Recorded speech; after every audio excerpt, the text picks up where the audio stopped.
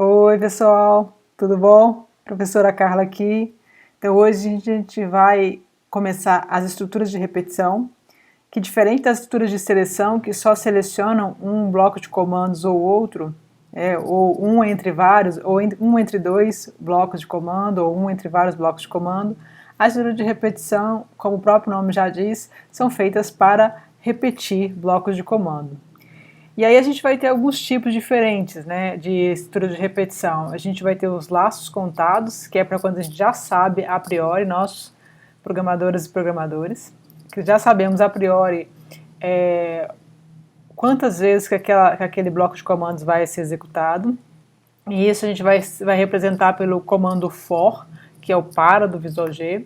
E a gente vai ter os laços condicionais, que a priori quem está programando não sabe quais são o número de vezes que vai ser executado, porque depende de uma condição, e essa condição geralmente está atrelada à entrada do usuário, à própria lógica do programa. E aí a gente vai ter dois tipos de laços condicionais, que é o while, enquanto, no Visual G, e o do while, que é o repita até no Visual G. Então vocês podem ver que são as mesmas estruturas que a gente tinha no Visual G, quando aprendemos lógica de programação, escritas em inglês, como sempre, aí a sintaxe que muda, mas a semântica é exatamente a mesma, tá?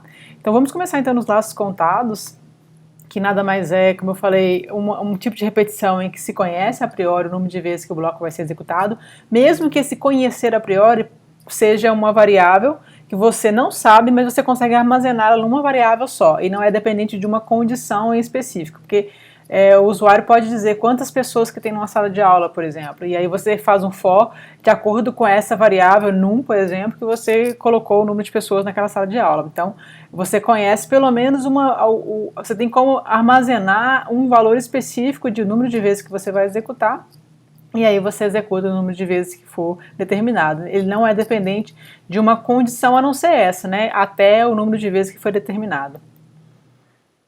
E aí a gente vai fazer então pelo comando for, né? Como eu falei, a estrutura é a mesma do para, então a gente já tem todos os detalhes da repetição, eles são controlados por um contador, que aí geralmente a gente usa o i, né? A gente usava bastante para, i de 1 até 10, passo 1.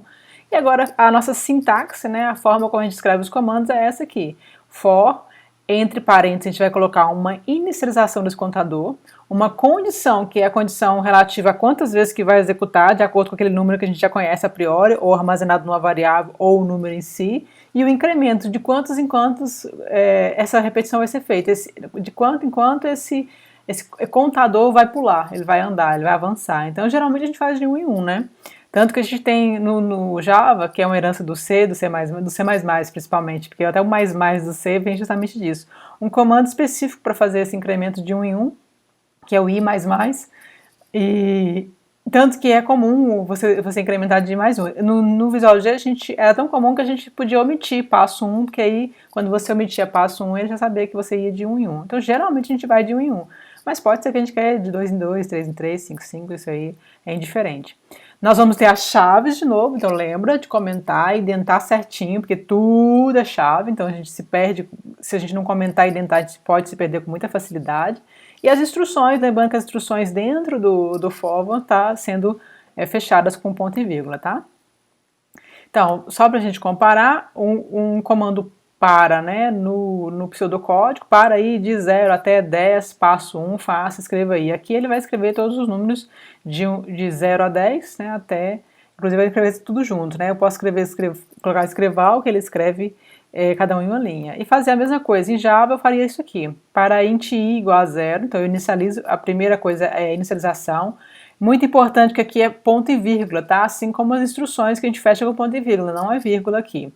É ponto e vírgula para separar a inicialização, depois tem a condição, i menor que 10, e aqui o i++, que é o incremento que eu acabei de falar com vocês. Isso aqui é a mesma coisa de fazer i recebe i mais 1. É o i que vai receber mais 1 e cada vez que eu passar aqui, ele vai incrementar esse i com mais 1. Aqui tem uma diferençazinha, no para, quando eu coloco de 0 até 10, ele vai incluir o 0 e vai incluir o 10. E aqui, quando eu fui fazer, eu coloquei menor que 10, então o 10 não vai entrar. Então aqui vai imprimir, no para vai imprimir de 0 a 10, e no for vai imprimir de 0 a 9. Então essa é uma coisa interessante de vocês prestarem atenção quando forem fazer. E aqui também eu coloquei com escreval, né, com println, então ele vai imprimir realmente um em cada linha. Mas vocês provavelmente entenderam a ideia de que a semântica do comando é exatamente a mesma do Visual G. Então vamos lá agora para um exemplo. Então, pessoal, para a gente trabalhar o comando for, né, que é o para do Visual G, a gente vai aproveitar aquele mesmo videozinho, aquele mesmo exemplo que a gente fez no videozinho da estrutura de seleção múltipla, o último vídeo que a gente fez de estrutura de seleção, que foi aquela última versão do sistema de cadastro das pessoas de acordo com suas idades. Isso aqui é muito bom para a gente ver, pessoal, que o ideal é a gente sempre trabalhar com versões. Então a gente fez a primeira versão com C simples, né, que a pessoa só era cadastrada se ela tinha idade acima de 18 anos. Depois a gente fez uma seleção dupla, que a gente colocou uma mensagem de aviso se a pessoa tinha idade menor que 18.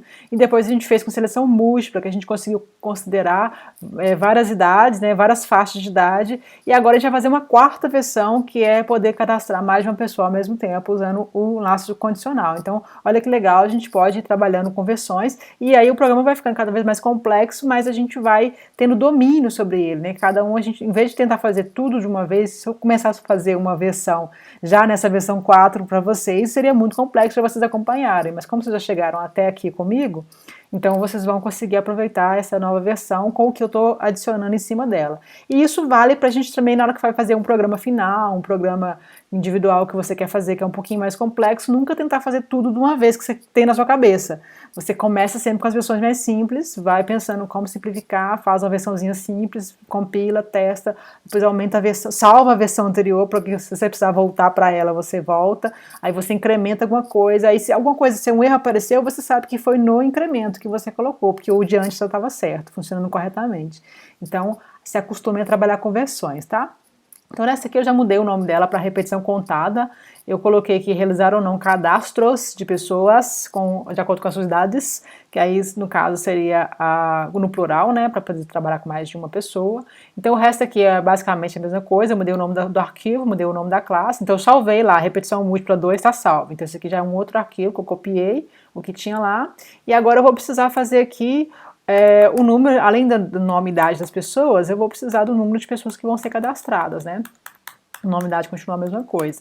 Então também é uma entrada, esse programa só tem essas variáveis de entrada porque a saída ela é feita em mensagens diretamente jogadas na tela, né? Então, número de pessoas a serem cadastradas. Perfeito. E aí agora a versão nossa é a versão 0.4, viu? Aí aqui dentro, tudo que está aqui dentro, a gente vai jogar para dentro de um laço para, tá? Então eu vou tirar isso aqui tudo aqui por enquanto, eu vou copiar e vou deixar assim. Então, primeira coisa que eu preciso fazer é, daqui a pouco eu já colo de volta, tá? Ler o número de pessoas a serem cadastradas. Então, primeira coisa eu vou fazer um system.out.print, vou preferir que ele leia na frente, aí vocês podem escolher, né? Vocês vão usar o print ou println. Então, entre com o número de pessoas a serem cadastradas. E aí, num, que representa a variável que vai receber esse número de pessoas, next int, porque ela é um inteiro. E aí, a partir daí, eu posso fazer a repetição. Repete enquanto... Não, repete... Pode ser isso mesmo. Repete...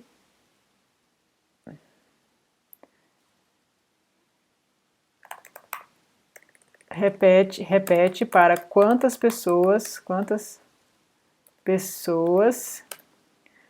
foram requisitadas. Então, eu vou fazer for... Abre e fecha já o parênteses. Pessoal, muita atenção, eu não coloco ponto e vírgula aqui nesse momento, tá? Porque eu vou abrir chaves, e onde eu abro chave não tem ponto e vírgula. Então aqui, ó, não tem ponto e vírgula. Isso aqui é uma coisa que vocês costumam fazer, isso aqui dá um galho danado, que dá um erro de lógica. Ele não dá erro de compilação, tá? ele dá um erro de lógica, porque ele acha que o for está vazio, que isso aqui está fechando o for, acabou, o for não tem nada, o para não tem nada.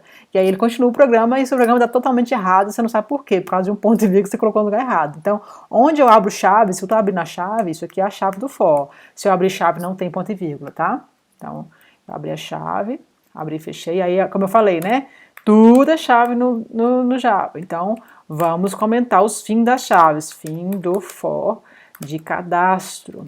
Que aí vocês podem ver, ó, a indentação está correta, e aí vai ficando, né, escalonadinho, fim do for, fim da main e o fim da classe. Se você não comentar e não indentar, vai ficar um monte de fechamentos assim, se você se perder nenhum, já é muito difícil de achar, tá?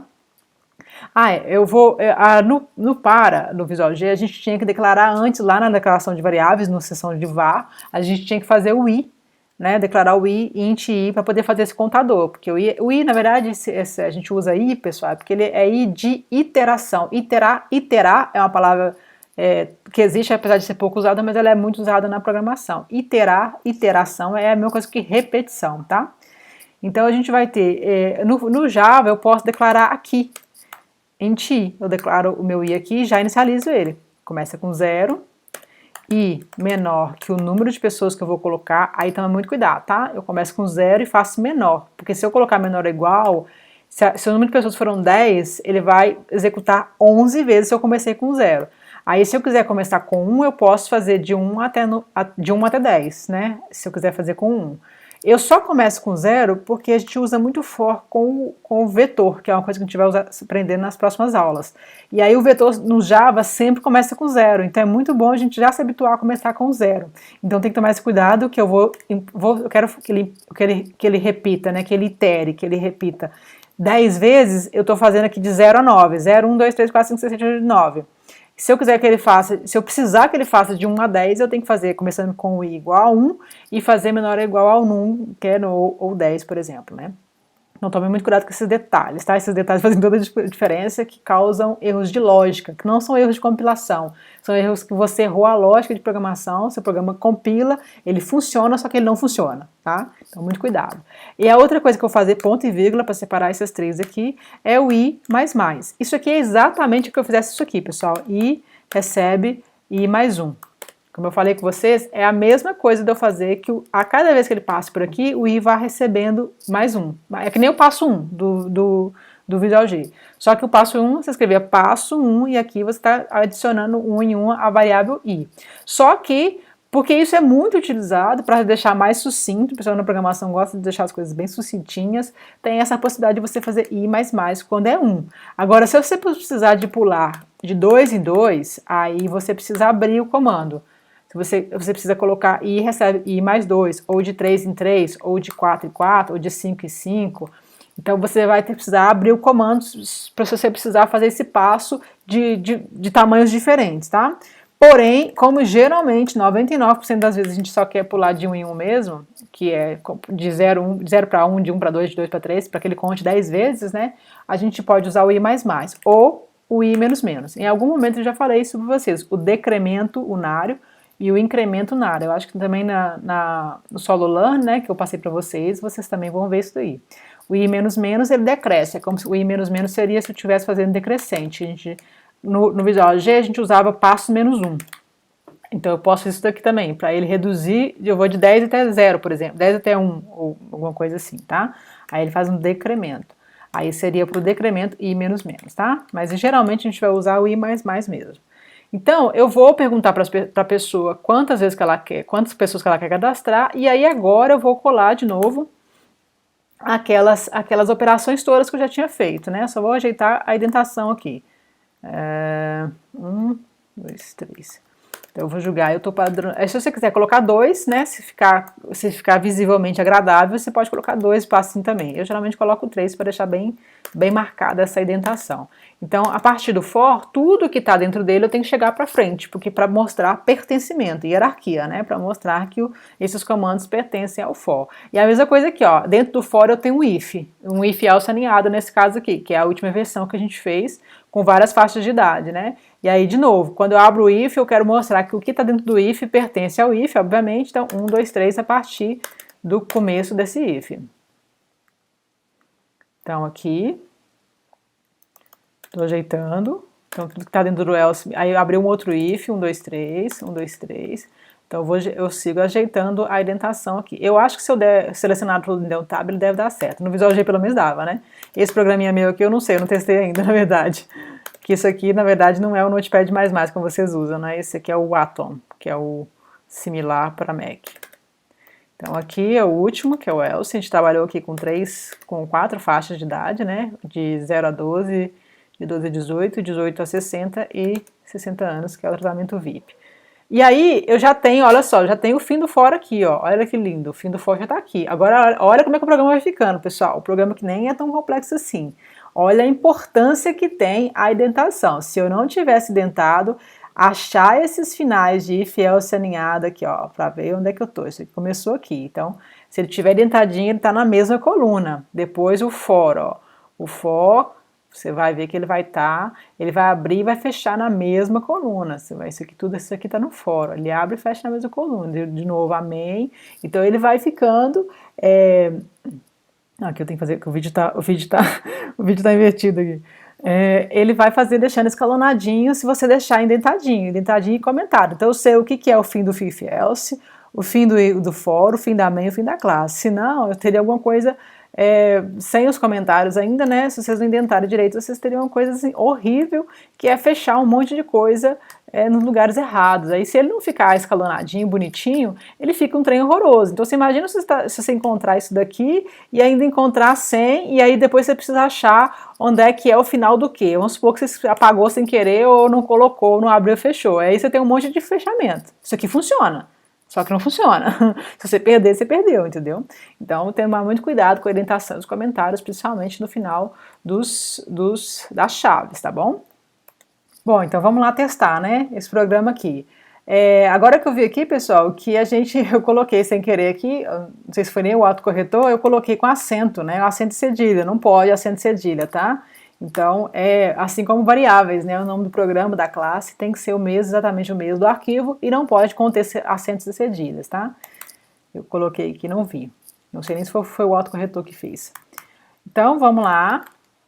Vamos usar o Javac. Repetição contada.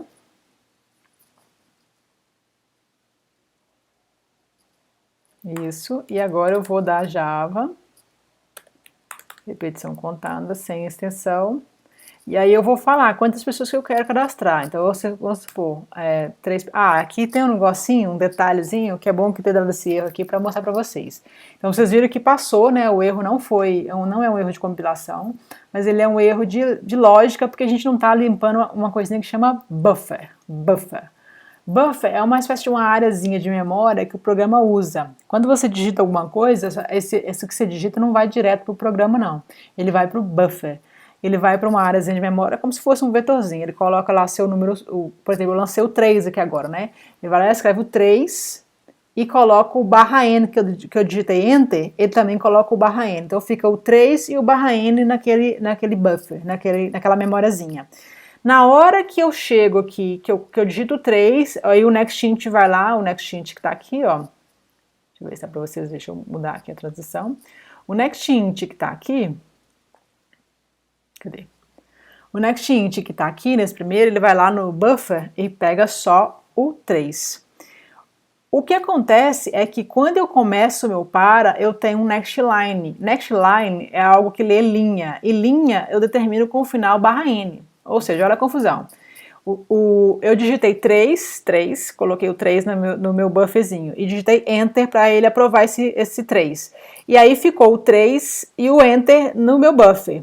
O nextInt foi lá e tirou o 3 e ficou o /n. O nextLine, ele não vai esperar você digitar alguma coisa se ele encontrar uma string lá dentro, se ele encontrar uma literal no buffer. E o que ele faz? É justamente encontrar o /n. O /n estava lá, ele foi lá e crau no /n, pegou o /n e pulou direto para a unidade. Então é isso que acontece quando você vai usar. Isso vai só acontecer quando você tiver um nextLine logo depois da leitura de um número, de alguma coisa que você... na verdade, praticamente tudo que não é nextLine, que deixa o /n no buffer, que deixa o Enter no buffer. Quando você dá o Enter, aquele Enter também é um caractere especial, que é o /n, que a gente usa para pular a linha, e aí o nextLine vai lá e vapo nele. Aí ele não espera você digitar. Por isso que aconteceu isso daqui, ó. Então isso é uma coisa que vocês vão ver acontecer nos programas de vocês. Então é ótimo que apareceu aqui agora, eu não tinha nem lembrado disso, que é ótimo que aí vocês vão poder corrigir as próximas vezes. Para corrigir é muito simples. Eu preciso simplesmente limpar o buffer. Então, como ele vai ficar aqui, ó, eu entro com o seu nome, depois entro com sua idade, ele vai continuar repetindo nisso daqui até todas as vezes, né? Então, mesmo que eu limpe o buffer aqui logo depois desse daqui, vamos supor, vocês não sabem limpar o buffer ainda, mas eu tenho que limpar. Limpa o buffer. Quando eu for fazer, aí ele limpa o buffer para chegar no next line, o buffer que é essa memóriazinha, que ela funciona entre o teclado e o seu programa. É uma memóriazinha para armazenar, para ficar mais fácil, porque ao invés do programa ficar esperando sempre o teclado, ele vai, busca no buffer e você joga as coisas no buffer. Todo mundo busca pelo buffer, entendeu? O buffer facilita essa interação. E aí, se eu limpar o buffer aqui, eu limpo para esse next line, beleza. Eu vou até fazer isso, vou mostrar para vocês. Para limpar o buffer é muito simples. Eu só preciso colocar um ponto next line. Simplesmente isso. Porque o next line é justamente o camarada que vai lá e vapo no barra N, ou no enter que eu acabei de deixar. Então eu vou mostrar para vocês como é que ele vai acontecer agora, tá? Vamos lá. Então nesse caso aqui, ó, deixa eu acabar de fazer aqui, vou fazer uma idade 4 aqui, ele vai dar... Tá bom. Ele vai continuar pulando, aqui eu não salvei ainda não, tá pessoal? Deixa eu só... Vamos lá, eu acabei de modificar o programa, né, então eu preciso fazer a compilação novamente, compilei e vou fazer o Java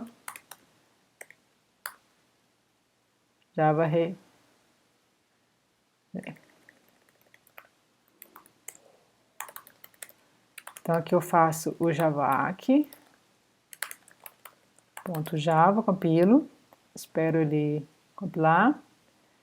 E aí logo depois eu vou fazer o Java para executar, Java, repetição contada, sem nada, né? Então, beleza, olha só o que vai acontecer agora. Eu vou colocar 3, e aí eu limpei o buffer. Eu limpando o buffer, o nome agora, como aquele limpeza de buffer, aquele nem next line que eu coloquei ali, depois da leitura do número de pessoas sem cadastradas, foi lá e vapo no barra N, o nome agora está esperando, porque o buffer está vazio. E aí eu vou lá e coloco o nome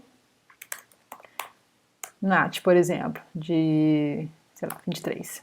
Nath, seu cadastro foi realizado com sucesso. Aí agora o que aconteceu? Ele pulou de novo o segundo nome. Por quê?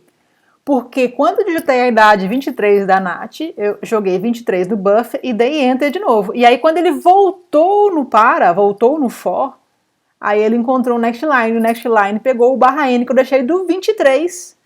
Na hora que eu dei o enter do 23, ele foi lá e vapo no barra N e não esperou mais nada, não esperou nenhum nome, tá?